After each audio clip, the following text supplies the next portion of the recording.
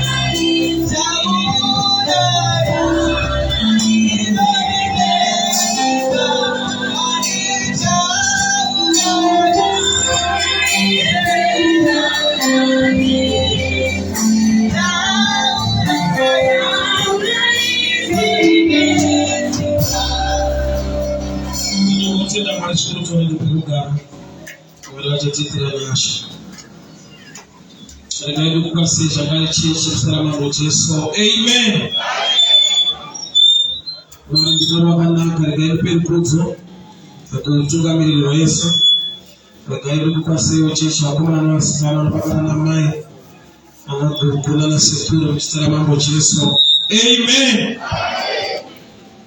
Tendele ndo kwaziso zvakasaro tsika mufundisi wedu mufundisi mugari namai mustara mambo Jesu. Amen. Takandi scripture book kubva Acts chapter 3 from verse 1. I'll read. And Peter and John went up together to the temple at the hour of prayer, the 9th hour.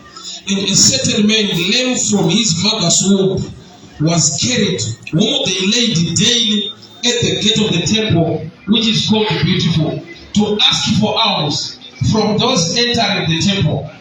Who, seeing Peter and John about to enter into the temple, asked for alms. And fixing his eyes on him with John, Peter said, "Look at us." So he gave them his attention, expecting to receive something from them. Then Peter said, "Silver and gold I do not have, but what I do have, I give you. In the name of Jesus, rise up and walk." And he took him by the right hand, lifted him up. Immediately his feet and ankles and bones received strength. So he, leaping up, stood and walked and entered into the temple with them, walking, leaping, and praising God. All the people saw him walking and praising God. Then they knew that it was he who sat begging alms at the beautiful gate of the temple. And they were filled with wonder and amazement at what had happened to him.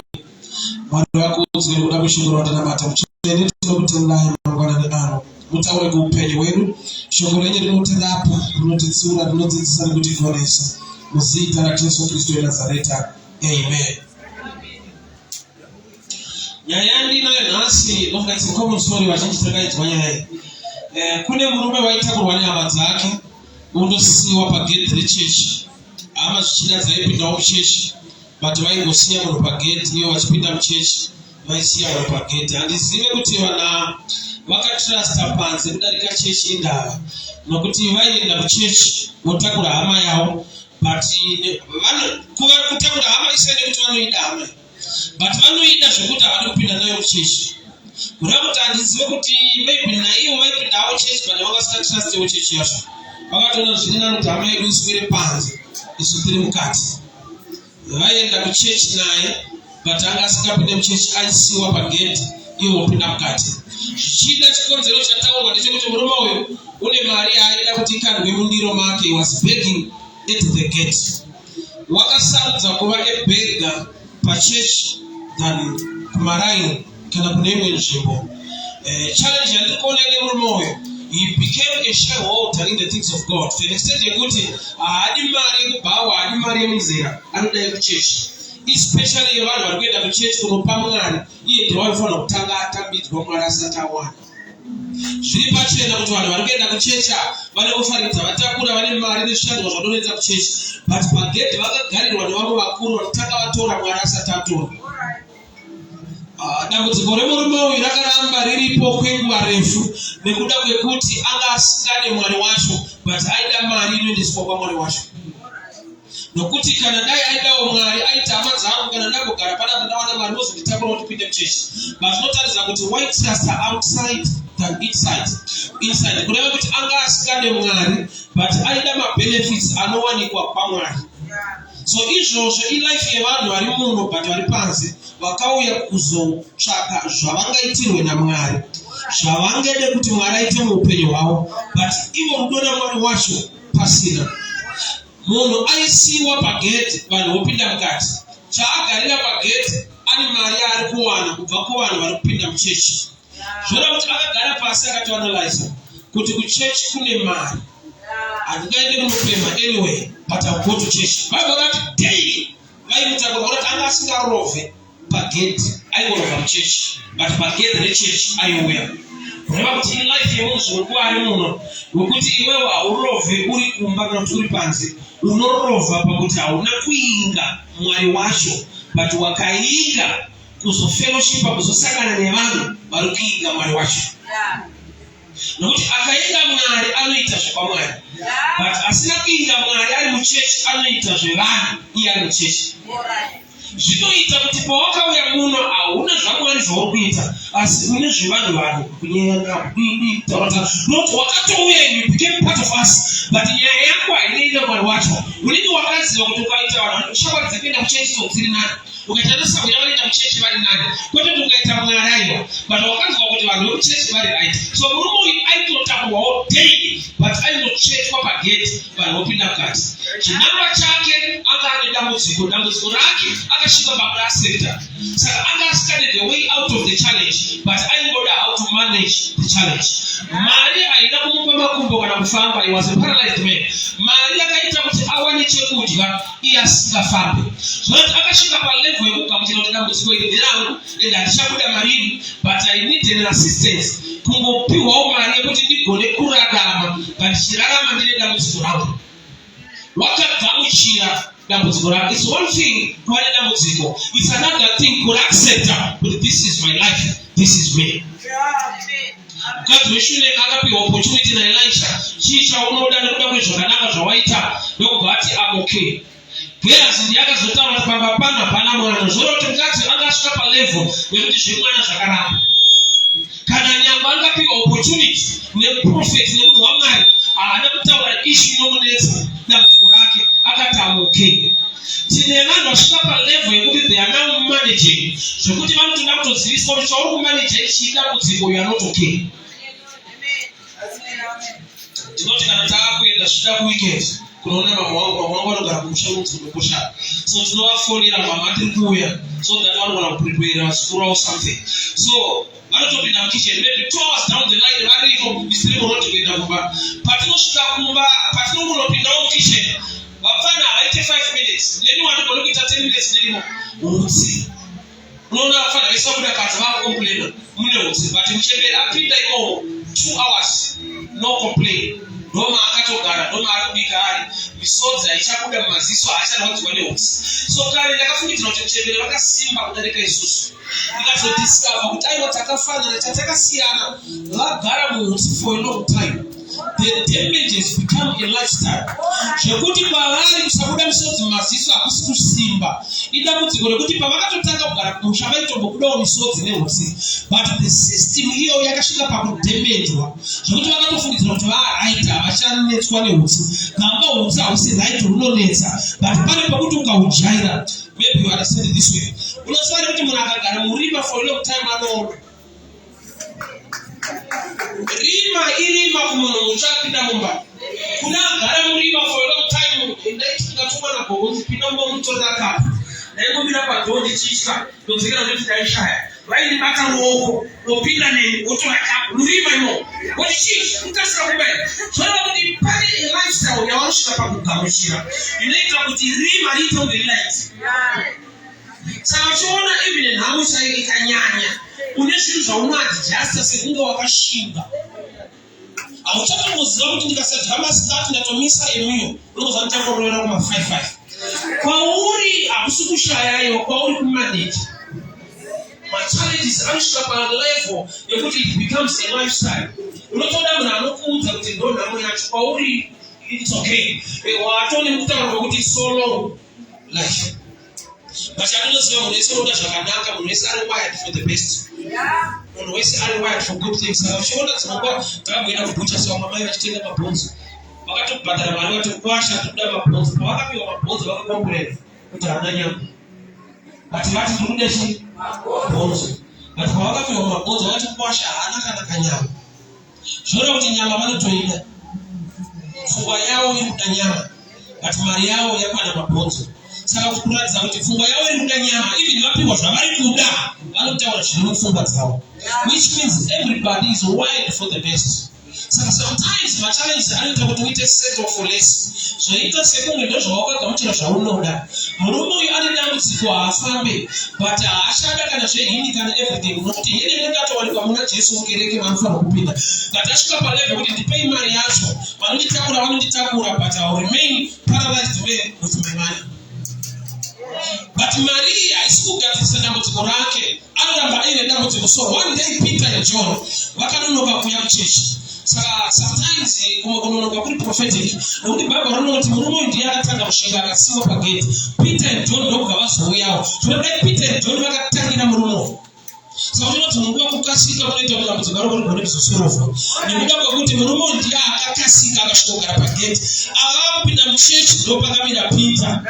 Vhangeri raPeter ndinomuda challenge kuti ndiparidze. Ari kuparidza vhangeri risikadiwe. Nokuti rinodiwa nemunhu akaisa ndiro apa akamirira mari. Ndekunzwa vanhu vane mwoyo nezvaakagarira ipapo. So kana ari pagedhi aine ndiro yake akagara kuti mari ikandoo. Wese anouya achiisa mari anoona kuti munhu yanonamata munhu yari right. But pakasvika Peter ndokubva ati silver and gold I do not have. Miracle haisati yaitwa pakutaurwa message iri against chaakagarira. Dei rakafamba murume pakatanga paparidzwa raasingade. Problem yako ndeyekuti raunoda ndorangakuita zvauri. Saka usingade kugamuchira rausingade ringachinje zvauri. Ini kuchikoro ndaivenga ticha anorova. Waibonda ifudza kuti kungorohwa tinazotaiwa. Ane shungu dzekuti ndiverenge ndibudirire ramangwana riite zvakanaka. Asingarove ndiye ari more dangerous. But ndiye wandaida. Bhozi asingarova ari kuti nandikurove. But future uchakurova. So future manje inorova iwewe, vana vako, adzimai vako, inzwa mukadzi wedofo, mwana wedofo, unorovesa vanhu vakawanda. Pawaifanirwa kurohwa uri one, unenge wakurovesa musha wese. Kureva kuti zvakaita kuti upenyu hwangu huome, zvinhu zvadaida. Dai ndakagamuchira zvatisingade, dai ndakurarama wandinoda. Vhangeri repaBeautiful Gate rakagarirwa nemurume uyu ndere mari mundiro. Chese chichiri against mari mundiro ndochaakamaka. Ndochakatotakura plate yacho akanogara pagate. But dei raakafamba dambudziko rikapera pakaparidzwa raasingade. Ngwarira kuti raunoda ndorakukuvadza. Yeti raunoda racho rinokuisira mari mundiro. But zvomunyanyodisa munhu anogona kufamba. This man was paralyzed. Chaakagarira apa imari yemundiro. But dei rakachinja life pakashumirwa nekunzi mari yacho hapana. Kureva kuti murume uyu asati asimudzwa, asati ane simba, paakanzwa vhangeri rekuti mari hapana, kusvika kwavo akafungei. Akanyatsodzwa kuti ava ndovasina matenda, havana mwoyo neni. Vamwe vese vaise mari yavo vakanyarara vachipinda muchechi, but vada kundishamisira pamberi pavo kuti mari hapana. Iye achitoziva kuti ndo yandakagarira pano. Ufunge zvatinoda zvimwe zvacho zvinotikuwadza, but zvinotinakidza nokuti tinozvida. Kusvika tamachiwa takura taakugona kugamuchira zvatisingade zvakanakira upenyu hwedu. So far ndakabviswa mazino 5. Handina mazino 5 mukarwa. Chakaita kuti ndiluze mazino ewayo. Kalifestyle ndakadevelopa ndiri mufana. Masweets, machocolates, sugar, everything. Zvinotapira zvandairova. Ndakatapirirwa zvokuti izvezvi ndaakutadza kutapirirwa. Ukaona ndisina mazino mukanwa, isaini kuti pane pandakatapirirwa zvandingafanirwa kutapirirwa nazvo. But zvandairambidza ndaitoenda nerwesini ndotonga shuga yacho ndotendera usini ndotonga machocolates ndodini ndaichiita zvekuba ndisingazivi ndiri kupfudira mazino. So there are times yekuti zvaunoda ndozvakusvitsa muupenyu hwausingade. Wakufanirwa kumachiwa kuti ugamuchire zvausingade zvinogadzira zvaunoda. Silver and gold I do not have. Mumind make nofunga makapinda vhangere kuti ndo masatanista. Avana moyo nemunhu. Avana tsitsi apo zviti disciples apostles but vari kurovana torira against zvandiri kudamba navo. Musi uchapaidzwa rawo singade ukawirana navo naona usimuka. Rinokusumudza bhururu rinorwadza. Rinokusimudza rakatakura process it's so painful. Daitaura panewe gathering yevarume so ndati varume tofana kuadopta mindset nevakadzi. Anonzwa vakadzi vachiti kuchara kunorwadza, kubereka kunorwadza. Ichokwadi but havasiyi. Zvinoita kuti varegere kusiya vaka-understand the blessing behind the pain. Chimwe achitokuti kuti zvara kunorwadza unoona next year achipusha zvacho. Munhu airevesero. Aitorevesa zvinorwadza but anoziva the blessing behind the pain. So kune imwe pain yekuti it must be part of you kuti ugone kuenjoy something in your life. Hama dzangu zvatinoda zvatikuvadza. Vese vakaisa mari mundiro vakapinda muchechi ndokunga vaitohagwa kana murume yaisiwa achinyemwerera. But pakazouya munhu ane message yekuti muchinda uyu haasi kuzofara. Silver and gold hapana. Iwe wakagarirei silver and gold? Chiri kunzi hachipochi. Ndokunga mufungwa make akati kana musina fambisa ivo munozvitaurirei. Kuda kundirwadzisa ivo. Kana musina mari pano ndakagarira mari ngopfurai mupinde muchechi. But haina kugumira pamessage yekuti silver and gold hapana. Murume uyu une chinhu chaakadzidziswa, akadzidziswa kutarisa. Remember, this man is not blind. But ndadaverenga rati Peter akati pari look at us. Titarisa. Bible rinototi pavakasvika murume uyu akatovaona. But akudzidziswa mamwe maonero akachinja upenyu hwake. Look at us. Peter and John varipo 2. But chakachinja life yemurume uyu pakaintroducwa the third person ari kunzi Jesus. Kureva kuti kana wakuona zvisingaoneke naturally, life yako inotransforma. Nokuti paari kunzi look at us is not a blind person. Paari kunzi look at us ari kuda kunzwa kunzi uri kuziva here kuti hatisi tu. Tine murume watinaye anonzi Jesu. Wekuti kana wakumuona wakumutenda haurambe wakagara pawakagara. Life yako inochinjwa nemunhu watinaye. But Bible rati this man was expecting something. Chimwe chino. But musi wakachinja life haana kupiwa that something. Akapiwa someone in the name of Jesus. But I want you to describe the incident here. Bible not Peter paakasvika pari akati look at us. Ndokubva ati silver and gold atira. Bible rangu rati ndokubva abata murume uyu. Acts chapter 3 verse 7. Zvanzi akamubata ruoko rwake. Ndokubva amusimudza. Vhangeri raudzwa nderekuti in the name of Jesus rise up and walk.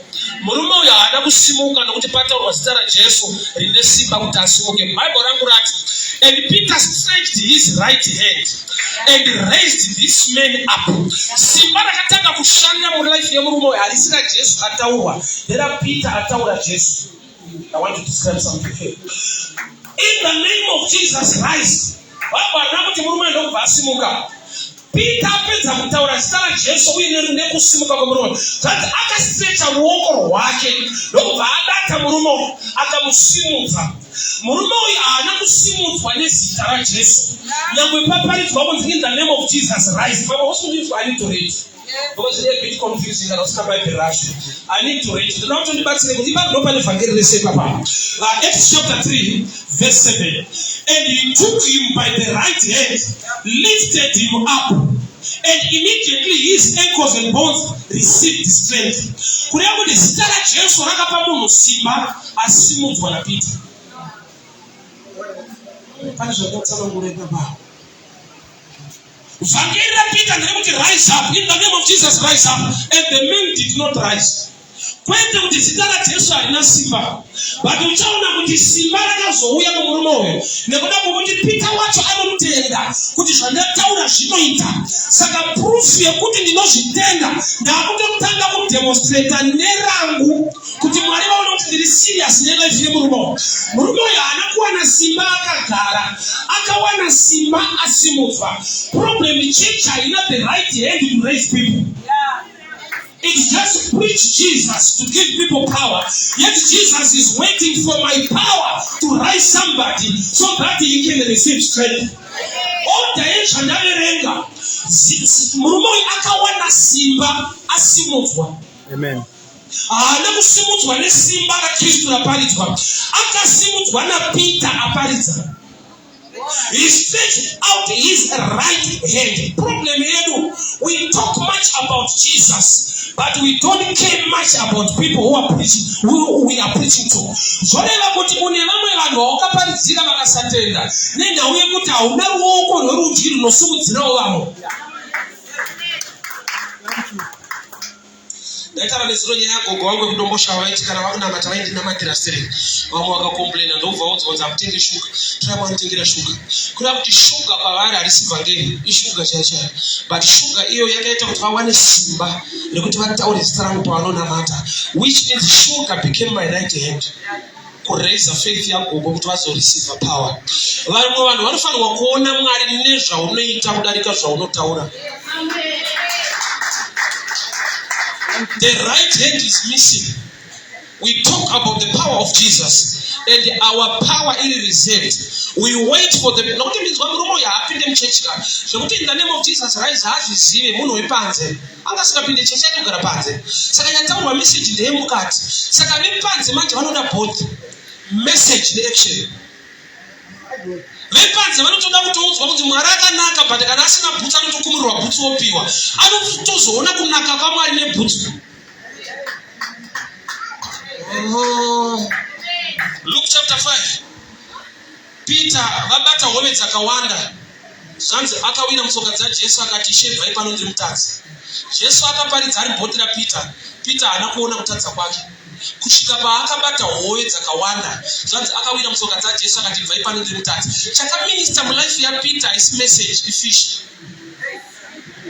Why? Nekuda kuti Bible rakuzoti pavakakanda mambure kwakadzika, their nets began to break. Maneti akatanga kubvaruka, but havana kuluza fish. You know kuti kana maneti abvaruka, fish dzinobuda. Chakaita kuti vabate hove dzakawanda nemambure akabvaruka. Ipicture yekuti haasi kubata hove nemambure, asi kuti hove dzakabatira pamambure. Zvoreva kuti akatanga kuona kuita kwaMwari kuri unique. He is a professional fisherman. He knows kuti kana neti rabvaruka, you don't catch even one. Because paboboka ndo panotiza nefishi dzichibuda. Saka paakaona vabata hove nemambure akabvaruka, akabvaziva kuti murume uyu ndiMwari nokuti munana waaita hauitike mutamo. Hove dzikawana opportunity yekutiza neti rabvaruka hadzirambe dzakabatirira. So which means demonstration of this miracle ndo yakaita Peter kutaudza Jesu kuti shendere mutadzi. Vanhu vari kunze uku vakanzwa tichitaura Jesu haisi nyaya, but vakaona takuita. So the right hand of Peter is what the church must do to the community. Amen. For God to change the community, the church must be the right hand that will raise people. Tataura Jesu hatina kudemonstrate Jesu watinaye. Peter ndiye atanga kutenda kuti watiri kutaura anozviita. Kana akatononoka kuzviita ndokusumudza ndiri.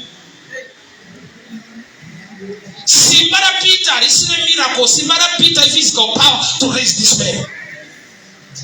So murume kana asimuka, Bible wakasimuka akataka kushetuka achitofamba ndobva atopinda mukereke. But zvanzi akaberekwa akadaro from the mother's womb asingafambe.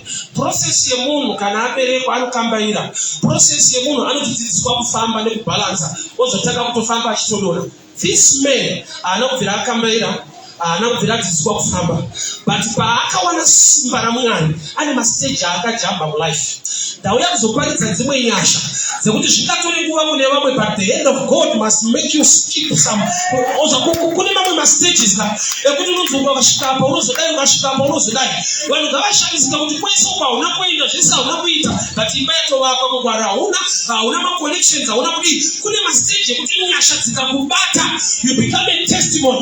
Nokuti varume paBethsaida, wese aipora paBethsaida aipinda mumvura, but murume akaporeswa naJesu anobvira apinda mumvura. Kureva kuti yako kana Mwari vasangana newe ine mastage ainojamba. Wese akaporeswa paBethsaida, heaven dzainyorowaidzo nokuti vaitanga kukura. But murume akataurwa naye naJesu haana kuti tithe akanzi rise. Yours must have a difference. Anapita vari vega vaibata hove vachitengesa kuti vawane mari. But paakasangana naJesu pachidiwa mutero wetemberi akati kana wabata hove vhura mukanwa ine mari. Zvoreva kuti hove ndo dzakati akubhadhara dzega. Vaibata hove kuti vatengese vawane mari. But paangana Jesu akanzi ukabata hove usatengese ine mari yacho. There must be a stage inotapa. Pane kuti utsvage customer, hove yacho ndo yatoo customer futi. Hove wabata ndobva yakupa nemari yacho pamusoro. There must be a stage inoitwa neminana nenyasha kamari. Zekuti vanhu vakakutarisa vanoramba kuti aiwa unofanira kutanga wadai wazikanwa naningi wozopromotwa wozoenda.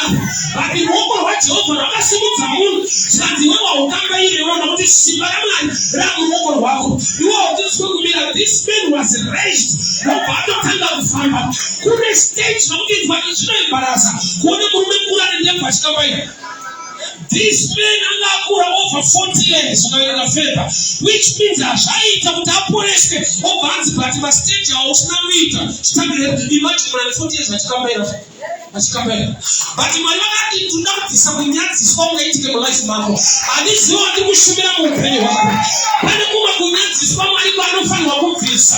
Haufanirwa kudzokera kumashure pfuurira mberi. Nekuda kwekuti kune dzimwe nyasha dzokuti Mwari kana vakuitira kune mastage aunofanirwa kushetuka.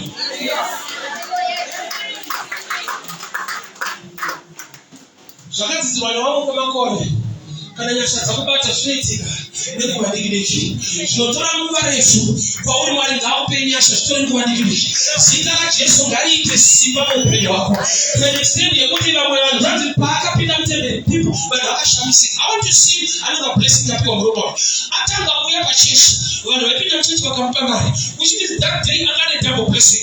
He had money, he had also the miracle.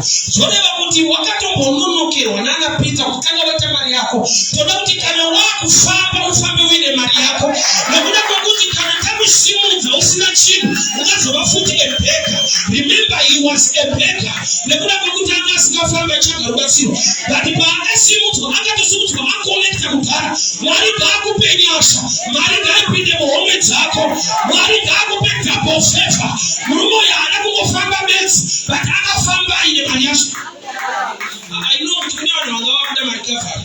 Why? Because kana wamupa nokuti akaremara 2 minutes ukazonoti haana unenge wada kunegotiata naye kuti pa 50 yangu chiripo 20 aiwa wakufamba iwe. But one thing I know murume wakaitirwa favor zvokuti vanhu vari muchechi vakanetseka naye kuti zvii zvaitika panze. Saka ndinofara kuti munhu nana uda kuitika muchechi wakaitirwa panze nekuda kwokuti panze pane nyaya nokuti paaigara pagedhi apo haana kubvira aona zvinhu zvakadaro. Mwari ngaaite zvinhu zvisati zvaonekwa kumaraini kwenyu. Mwari ngaaite zvinhu zvisati zvaonekwa kumusha kwenyu. Ngazvipandire pauri.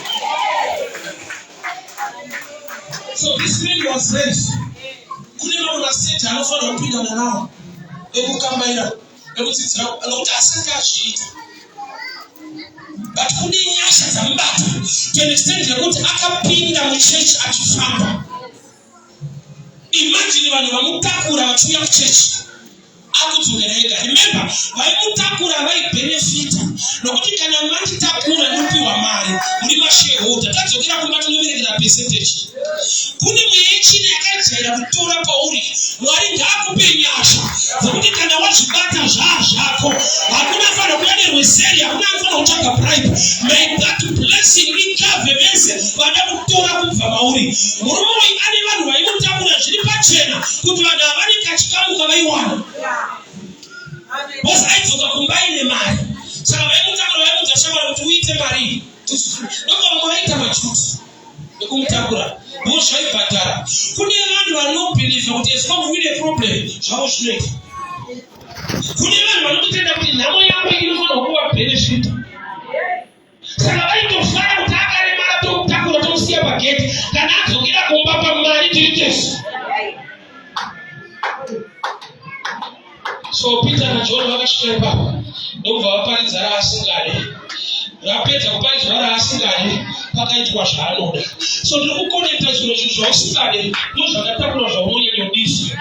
Mwari akupa meso mweya, akupa nyasha dzekugona kuteerera nekutenda kuti zvinhu zvandizvifarire asi zvakafanirwa kuti zviitwe. Wai zvinorema nekurwadza kazhinji zvinangodaro zvakatakura kunyerukirwa muupenyu hwako. I connect na Matthew 28, Matthew 11:28. Painoti uyai kwandiri makaneta makaremerwa ndichakupa izororo. Ndakati vhesi iyoereka ndichechi muzare because vanhu vakaremerwa nevanotoda kuzorora. Vhesi iyoyo pachayo ukasaparidza zvakawanda vanhu vakaremerwa ufunge uyai kwandiri makaneta makaremerwa ndichakupa izororo. Kuchechi ndobva wazara. Chakazoita kuti kuchechi kwazara vanhu vazoonekwa vari vashoma mangwana. Vhesi 29 inoti kudii takura ijoki rako. Iwaudzwa kutura vhesi 29 yakuchitakura futi. Chinzwa kuti takurai joki rangu nokuti rakareruka. Which means secret yekurerukirwa kutakura. Sa problem yazhinji vanoda kutura havadi kutakura. Kurerukirwa kwako kutakura the assignment of God in your life. Protection and blessing yeupenyu hwako yakavigwa pakuita zvaunofanirwa kuita mimba yaMwari. Carry my yoke for it is light, which means security and blessing yeupenyu hwako inyaya yekutakura. And sei Jesu anditakurai zvangu nekuti zvakareruka. Chinoita kuti uzive kuti zvinhu zvakareruka kana watakura inyaya the blessing after kutakura kwako. Ufunge vazhinji vatinoda kuti mai vari successful vakaita zvatisingade kuita isusu. Pane discipline iri involved kuti vagone kuachiva zvinhu zvatinofungidzira kuti zvinongoachivika it easy. There is pain involved. Uchaona kuti pain izwe kuti marwadzo handina kutanga kukerechisa mubhaibheri nokuti vanhu vangatadzira Mwari. Bhaibheri rinoti muGenesis 3:15 Mwari vachitaura naEve vanoti I will increase pain in child bearing. Ndichawedzera marwadzo pakupona. Kuwedzera kusi kuintroduce unoti munhu agara achirwadziwa pakupona. So paakatadzira Mwari zvanzi ndichawedzera, which means there was pain designed by God to give birth. There was pain. So unatadza ndobanzi ndichawedzera marwadzo pakupona, which means pakupona paitwa nemarwadzo. So to give birth is to achieve. To give birth to a dream and a blessing, kuachiva. So that there is pain involved. Pain iyoyo inodemanda endurance and discipline for you to achieve. Vazhinji vese vanoyemura nezvaunofarira zviye vakava involved muzvinhu zviri painful zvaidemanda discipline zvokuti newe unonzwa sekunge they were wasting time and hazviiti nokunakisa. Ndiri kuchikoro kwandakafoira muongo wakapasa but kupasa ndaida ndopandakadiscover kuti kuda is not enough. Kuda kukomborerwa naMwari is not enough. Hazvina guarantee kuti unokomborerwa nokuti unoda. Pane zviri involved kana wada the discipline part of it. Kana wada kubudirira unosadza unoverenga but ukangoda woregera kuverenga kuda is not enough. Kana wada kuti Mwari vakukomborere you must know what to do. And zvaunofanira kuita zvacho hazvinakidzi. Zvizhinji zvatikuvadza zvinhu zvinotinakidza. Pavakanzi michero uyu musadye havana kurambidzwa muti weminzwa vakarambidzwa muti une michero michero yacho ichitoibva. Which means paidemandwa discipline kuda kuti wega unozviudza kuti wakaibva hawo but tadzi tisabata. So muchero uyu unotodyika and kana waudya une mabenefits awo but une disadvantage one unodzingwa mugadheni. So dai vakaziva kuti tinodzingwa mugadheni vaimaintaina zvavakanzi naMwari. So zvinoti discipline pachayo ine nyaya. Discipline inoinvolva kuudzwa zvausingade. Ndaita mabhora chaita kuti ndirovhe kutraining unombowa chinorwara munomhanya munoitwa maexercise anorwadza. Chandinoda kungokika bhora racho but wese ari successful pakutamba bhora iresult yeexercise zvinoitwa kwete neimwe timu vari vega kutraining. Wese unoona akasimba kana aenda kujimu haasviki kugara pacheya. Kana aenda kujimu anotakura zvinorwadza zvinorema achidii zvokuti wobva ukapindamo unomuzwira tsitsi. Kusimba kwese kwaunoyemura kwatinoti monya kuye kuzvirwadzisa. Vanhu vai vanenge vakarwadziwa kuona vakufamba kwadaiso vakarwadziwa zvakanyanya.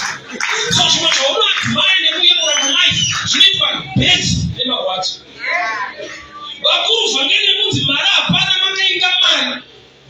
against your life. Unapochama utakuwa kuziwa yao utafabira. Sababu mara mmoja roho yao unataka ila bado. Pale natino karirais. Pale natino oda. Pale shukuru kanzi sai kai. Wewe siku ukati ni waslet. Jesus is blessing ahead. Sasa Yesu anatuweza kwa nini? Must carry his own cross. Cross is a bit of pain, but pain that leads to glory. Sometimes even the Satan worship, our spiritual success for those who are Satanists. Kuliwa mwanita flow, what a still kiko. Wewe unaona bahali kwa Satan, hadi ma sacrifice alochikisa ebura ni wabeki. Every side na unaona mtizi na kama kuenda. Ni a story of safari ile yatawo. Wewe sasa kama rituals ana moda mariage. But anenyanza akho zino connect ku Maria zino waza. Jungana musuza msoro swan sitora msono ukaye. Washikaya shikaya ngai waki. Baba waki. Bro, life pachaye. You need to be strong. Joshua means now, be strong and courageous. Don't worry. I'm your strength. Can I want to have family? That told one very tough. Jesus wanted to watch from life. She had a tough moment. You are not going involved. Ashina kids who are soccer star. She don't involve discipline in training. Kutuzonzisa zvikubatare but ukamuda kutamba bhora usikade training unonzi boozer. Ukatune maboozer wale vanotamba bhora but vasikade training vanokuudza kuti tatokwana neverande ground tane timu yechechi yedu isaka Saturday bhora. Ukanoona nemaboozer ndopaunoona kuti munhu anofira mari anotsingwa paura kuti yechi bhora here havazvizivi havadi discipline yacho. So basically, we don't feel that success. You must see how the Arab sheep is not need of success. Of the result, you open your way with each choice. Target choice, my choice is actually very dangerous. Our life is so entertaining, but add a harm to your destiny and my destiny. I want to say, if you go to the machine of show, sing my life you not mine. Lakuru mukana machiko galila mara enyewesa moyo chukukandira mara unofosi no kwafamba amen bado alitafu wanoti mara hapana taka kuita zvinali zvinodari kwa nekari yasho in the name of Jesus. Bado unowa akanywa Jesus for a long time bade vanhu vanomuda sachio to ngambira kuti bada munhu kuda sikakude wagara kutozota akude ende uri ready to watch my steps ake I want that so anokuda ozi munhu akauya akatanda 50 wagara ikamunzwa kuti ndo Ahmed but azota upa foundation tine vanhu vari ready kusupporta downfall yako vese vakaisa karibu ndiro akazwa kuti ndo Ahmed Rumanga mtu asoni masito mtara ngauya akawaya kanokuda. Anga ane minutes zake. Ziliku maintain na mtu wake. Shika dei akawaya kuna kuti mali yacho macha hapana. Asitine watina. In the name of Jesus. So I can make a difference for beautiful gate with Jesus. Baka shaiba Yesu, chilita beauty gate with Mungu. Baka shaiba Yesu, chinokona kitarizwa wakarowa but merit yacho. Baka shaiba Yesu, chinokona kitarizwa kubasa but chikushandirwa chacho. So I guarantee you are beautiful, let's see beautiful. Nekuda kuti iye mashi chileta kuti ari beautiful no chai hopa. Vanhu vasati vapa Mwari, akato umwe Mwari. Ndiye aitanga kutora mari yacho. Mwari vachozowana yasara. Racho alifanya kuita kuti afambe no aihopa vacho. Varine dhera akaparidza rasikani. Bururu rausikani rakanaka. Akufina wa success. Success ni chikani discipline zvinhu zvausingafarira. Sautana munhu akada kujima nonzenda kujima one instructor why goes kuda kujima wega kwako. Abana zvonoita. Ukakusudza wakadzonda kusere zvinona mangwana. Saka wesanojiva kumba pane change rate. Ufana kuenda kune munhu anokuomesera kuti akatokumaka. Zvataitwa nematicha yakuchikoro vaitaura kuti ticha yakaoma uye haaitewo. Jesu mugetsemani akati prayer 3 times aienda kwaari mukainamati ticha Jesu ritafu akasina kuita prayer yayo kuzochenga kuti mimi maufa akaona kusunamata odzoka kuti munamata 3 times preaching about prayer mugetsemani ndoko wazouya dzimwe chechi dzinotaiwa kuti wari tikunamatira kupera. Jesu aripo aiti mukaunamati apa unashuwa kuti aripo onzimbomira kurika kana kutya kuti kumwe kune rutsirwa kukwadzwa mugadheni regetsemani vari kunzi mukainamata vari kutoitirwa hwavo upenyu kuti Jesu ari kusina destiny yake. Sakuona kuti pakauya vanhu vachida kubata Jesu asi Jesu wakatiza usikuda kubatwa. Vanhu vainga Jesu vati parutiza James naThomas havasiwo vari kutsvaga nenyaya yekuti havadi kupinda muprayer vachamhanya nyaya siri dzavo.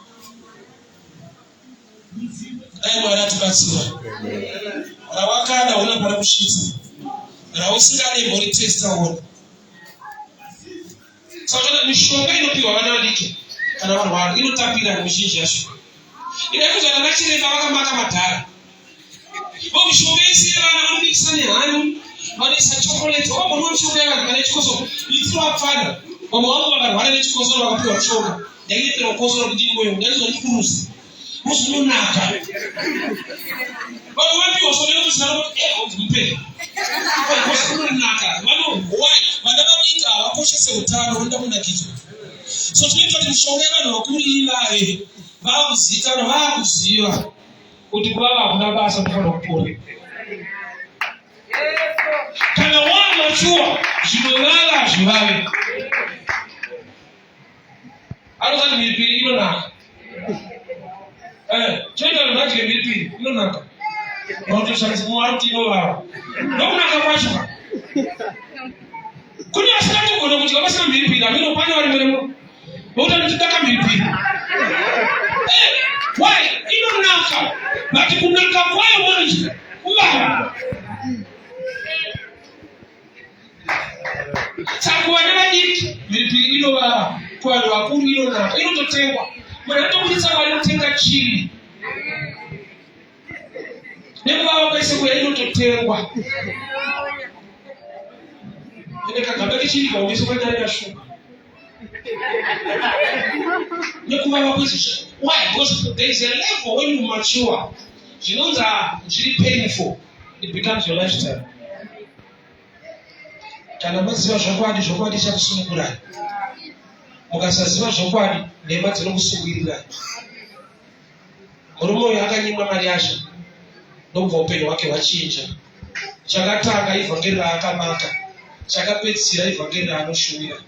Zvimwe zvizhinji zvaunochemera hausi kuzosangana nazvo nokuda kwekuti zvaunofarira ndozvawakangogamuchira ukati zvandizvifarire siyanai nazvo ndopasvika upenyu hwako nhasi. Wakaisirwa mari mundiro ukashayiwa Kristu. Wakaisirwa chaunofevha chawakagarira rawakamaka ukati handidi kurinzwa ndera akanzi mari hapana akafamba. Zviri nani kuudzwa zvandisingade life yochinja than kuudzwa zvandinoda ndofanira kadaro. Izvo zvimatichanga asina ndinovi ndakatwara maka izvo zvakandikuwadza. Because future inoova. I remember one day ndaenda kuti Westgate so nefamily yangu ndakapaka mota shamwana wangu ndakafunda naye tateka runini nikedu kwechikoro ndokubva uya akapaka motikari yaka ndikaudza anga ane mota yakanakisa kwazvo ndikaudza vana vangu so ndikati titori pasame desk class newewo vana ndomubva vatarisaka mota kedu nemota yemunhu wacho ndobati sure headed kuza utopa kunyepa kati mubvunzeka ndobva akataura kuti same desk ndakazoona kuti aiwa ndiri kunatadza kutsanangura kana mwa successful nyangwe tati pasame desk nokuti ndakadzidza naye unoti uyu aidzidza pandaitamba results are not deniable. Results are video. Showani kwa chaita video. Tine shatai kona sini nishikoro shashi. Same church. Umano tamba kunipona wapu. Kama testimony akaanza shukuru sasa na kupanda Facebook. Unazoona it is. Anataka tukomenda. Comment section ni nini? Tinotwaraidza manje tapona kwawafunga mwasha manje aiwa tinotwaraidza mwasha kutovarei ngofunge bali kupona vavo vari kutandara maitotaraza kuti idzonakidza manje icho isi akaita akatsvaga entertainment site akashayiwa empowerment site zvechokwadi kuchechi kunonakidza asi kunofanirwa kupona munhu nekudzirirwa munhu chechi ikangonakidza chete upenyu husingachinje tinataiti tiri kuganirana mari mundiro takuda chinotransforma life tafara tatamba mwari uvanudza upenyu hwedu amshuwa. So munamato wangu ndewekuti Mwari ndipeiwo maturity kukura ndeunoita tikugamuchire zvausingafana kugamuchira. Kana wakura unogamuchira. Mbuya vangu vaiti kana vakaenda kuchipatara vaishuvira chati muzukuru bheta tikanopiwa majekiseni vaiti kupiwa kwete kubaiwa. Iti anoziva munhu anobaiwa injection ndo vaiti bheta tikanopiwa majekiseni kunoti vamachwa zvekuti harichabaya kwavari kunongorapa chete. Ini ndinoona two sides kubaya zvokuti ndainzi kwanza kutobaiwa waitry by all means kutisa because handizive value yemushonga ndinongoziva marwadziro etsono. Focus yako ngaive pachinhu chine value. Uda unohodha iwewe chiita marketing strategy bvunza zvinofamba sei chaunongobvunza chinhu wani pabhodha mari sepolisi rise kaoma go profit. Dai Mwari atiwanira nyasha. Kufungira ndakada ndorangandisvitsa paupenyu hwandisingadi asi ndinogona kuita kuti upenyu hwako kunakidze. Raunofarira rinogona kukukuvadza. Ngatimugendera mati. Munamato wako newangu masikatano ndewekuti Mwari move me from begging. Ndibvisei mukupema ndive munhu unoitawo zvinhu zvake muupenyu. Ndibvisei mukutakurwa ndigonawo kuzvifambira ndega. But stage iyo haisvikiki kana usina kugamuchira rinorwadza rinochinja upenyu hwako. Father, we thank you for your word. We thank you for your grace. Chirema chamakasimudza pa beautiful days upenyu hwedu ngausuke Mwari. Taneta kuramba takagara pa one place. Taneta kuita upenyu hwokukotakurwa nevanhu. Tiwanireiwo nyasha Baba. Tipeiwo makumbo netsoka nesimba rekuti tifambe tibate zvinhu zvinoendeka upenyu hwanudzike. Takupai mbiri nokukutendai.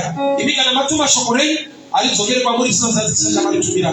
Mbiri yese nerukudzoniwe kwamuri muzita raJesu. Amen. God bless you. Tikari pasi mazviri.